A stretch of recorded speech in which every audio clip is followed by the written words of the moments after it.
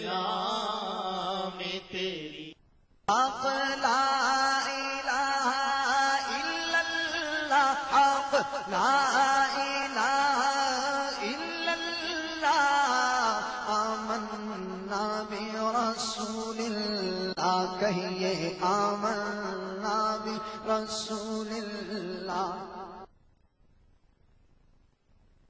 الحمد لله رب العالمين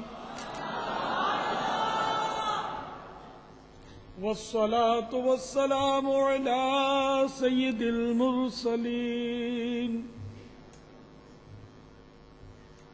أما بعد فأعوذ بالله من الشيطان الرجيم، بسم الله الرحمن الرحيم، الصلاة والسلام عليك يا رسول الله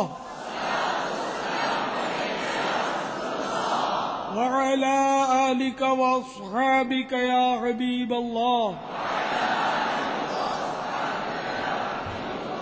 الصلاة والسلام عليك يا نبي الله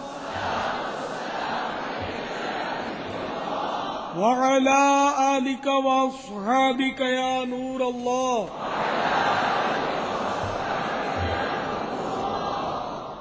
نويت سنة الاعتكاف۔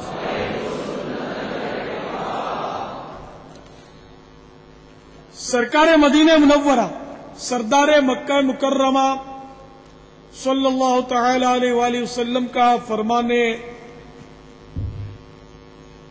دل نشین ہے، فرض حج کرو، بے شک اس کا اجر 20 غزوات میں شرکت کرنے سے زیادہ ہے،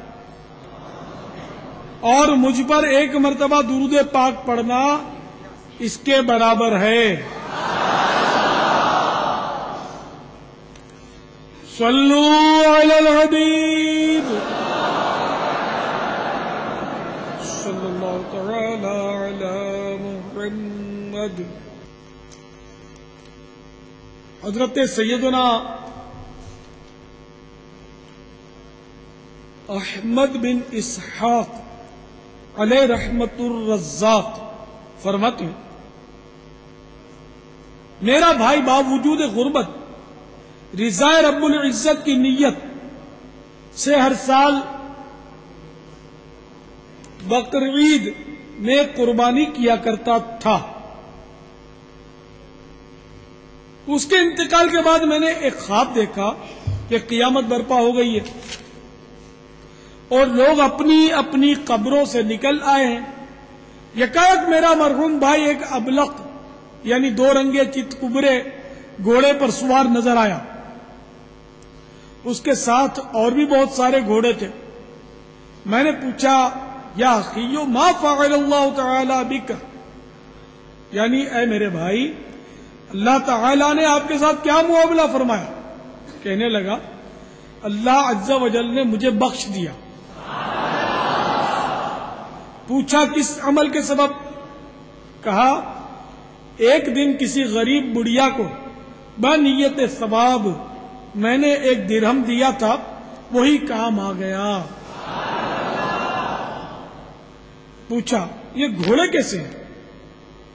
بولا یہ سب میری بقر عید کی قربانیاں ہیں، اور جس پر میں سوار ہوں یہ میری سب سے پہلی قربانی ہے۔ میں نے پوچھا اب کہاں کا عزم ہے؟ کہا جنت کا۔ یہ کہہ کر میری نظر سے اوجھل ہو گیا۔ اللہ عز و جل کی ان پر رحمت ہو اور ان کے صدقے ہماری مغفرت ہو۔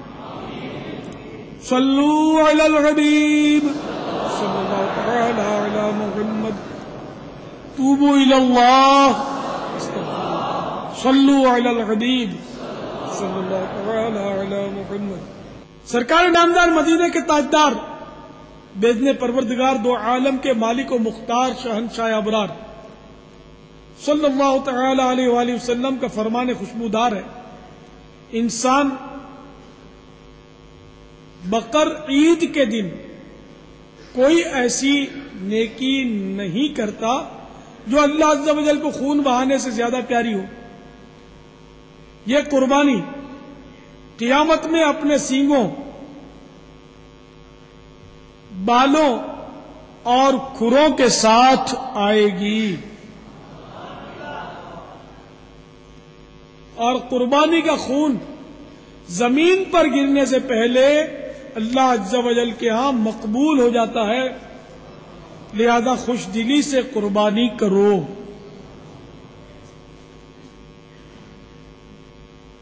حضرت سیدنا شیخ عبد الحق محدث دہلوی علیہ رحمت اللہ القوی فرماتے ہیں کہ قربانی اپنے کرنے والے کے نیکیوں کے پلے میں رکھی جائے گی، جس سے نیکیاں بھاری ہو جائیں گی.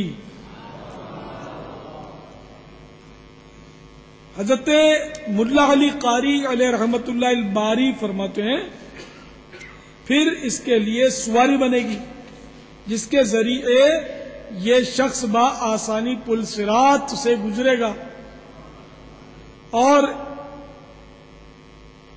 اس جانور کا ہر عضو جو قربان کیا گیا، مالک یعنی قربانی پیش کرنے والے کے ہر عضو کا فدیہ بنے گا.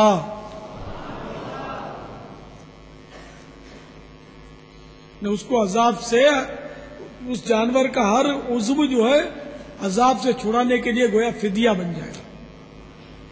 قربانی بہت بڑی نیکی ہے عید کے دن، اور یہ صاحب استطاعت پر واجب بھی ہے. اس میں میٹھے میٹھے اسلامی بھائیوں خوش دلی سے کرنا یہ ضروری ہے. خوش دلی سے ہو، اخلاص سے ہو، ریاکاری کے لیے نہ ہو کہ لوگ دیکھیں اور واہ واہ کریں. کہ بعض لوگ ایسے بھی پائے جاتے ہوں گے کہ جو اس لیے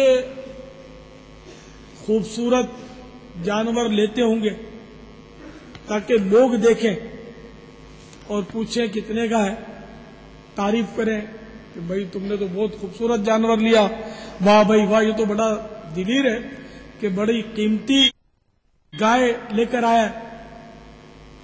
تو اس طرح اگر واہ واہ کروانے کے لیے لیا ہے، ریاکاری کی نیت سے قربانی لی ہے، تو یہ تو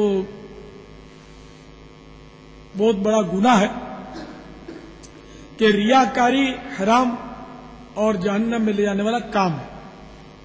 تو قربانی اللہ کی رضا کے لیے کرے اور اخلاص کے ساتھ کرے، لوگوں کو دکھانے کے لیے، واہ واہ کروانے کے لیے بالکل نہ کرے. البتہ یہ ذہن میں رکھیے گا کہ کوئی خوبصورت جانور لے اور اس کو لیے لیے پھرے، نمایاں جگہ پر باندھے، تو ہمیں بدگمانی کی اجازت نہیں ہے کہ ہم یہ کہیں کہ یہ ریاکاری کے لیے اس نے ایسا لیا. جب تک کہ کوئی قرینہ واضح نہ ہو تو یہ دل پر حکم لگانے والی بات ہے کہ ریاکاری کا تعلق دل سے ہے. تو ہمیں حسن ظن رکھنا چاہیے کہ اس نے اللہ کی رضا کے لیے لیا ہے. اور حدیث پاک میں کہ مسلمان کے بارے میں حسن ظن یعنی اچھا سوچنا، اچھا گمان کرنا، یہ عمدہ عبادت ہے. تو خدا نہ خواستہ اس کی نیت ریاکاری کی ہو بھی تو اس کا ذمہ دار وہ خود ہے. ہم سے اس کے بارے میں کوئی نہیں پوچھا جائے گا آخرت میں کہ اس نے ریاکاری کیوں کی.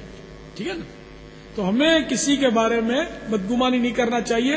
اگر بالفرض اس نے ریاکاری کی بھی ہے اور ہمارے پاس کوئی واضح قرینہ نہیں ہے اس کو ریاکار کہنے کا، تو ہم کہیں گے اس کو ریاکار، تو اگرچہ وہ ریاکار ہو تب بھی ہم گناہگار ہوں گے کہ ہمیں بدگمانی سے روکا گیا، ہمیں منع کر دیا گیا. علی ھذا القیاس. اسی طرح ہر معاملے میں ہمیں غور کرتے رہنا چاہیے کہ ہمارے معاشرے میں یہ ناسور ہے، بدگمانی بہت کی جاتی ہے. اور بدگمانی یہ حرام ہے مسلمان کے بارے میں. میرے آقا اعلی حضرت رحمت اللہ تعالی علیہ نے جگہ بہ جگہ فتاوی رضویہ شریف میں یہ نقل کیا ہے کہ برا گمان، خبیث گمان، یہ بدگمانی خبیث گمان بھی کہلاتا ہے. خبیث مانے ناپاک، تو بدگمانی ناپاک گمان ہے، نہ کسی مسلمان کے بارے میں ناپاک سوچنا. تو فرماتے ہیں خبیث گمان خبیث دل سے پیدا ہوتا ہے. تو جو بدگمانی کرتا ہے معاذ اللہ اس کا دل جو ہے وہ خبیث ہے، ناپاک ہے. ہم سب اپنے اوپر غور کریں کہ ہماری حالت کیا ہے. تو اس کو تفصیل سے سمجھنے کے لیے میرا مدنی مشورہ ہے کہ مکتبۃ المدینہ نے جو رسالہ چھاپا ہے بدگمانی، اس کو ضرور حاصل کیجئے. اس کا ہدیہ صرف 3 روپیہ ہے، پاکٹ سائز 3 روپیہ، اور اگر بڑی سائز کا لیں گے تو 5 روپیہ دیا.